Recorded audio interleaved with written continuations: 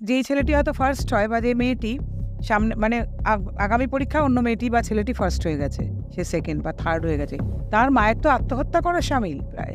স্কুলে মুখ দেখাবো কি বলতে চাই না।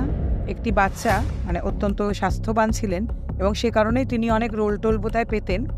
তার মা তাকে শুধু সারাদিন খাইয়ে যেতেন যাতে তিনি রোগা হয়ে গেলে এই রোলটা আর পাওয়া যায়। বুঝতে পেরেছি। এটা থ্রেট কালচার নয়?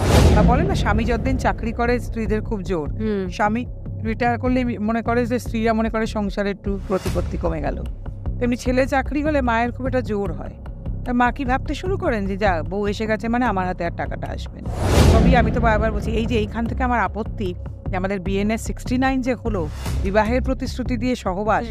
তুমি যদি কাউকে প্রতিশ্রুতি দাও তাহলে বিয়ে না করে, আরে আমি বলি আজকে যেখানে বিয়ের 5 বছর হওয়াটা প্রায় আগেকার দিনের 50 বছর হওয়ার মতো, যেখানে একটা বিয়ে 1 বছর, যেখানে একটা প্রেম 1 বছর টেকাটাই মিরাকেল, সেখানে আপনি বিবাহের প্রতিশ্রুতি দিয়ে সহবাস এই সমস্ত করছেন আজতবাস।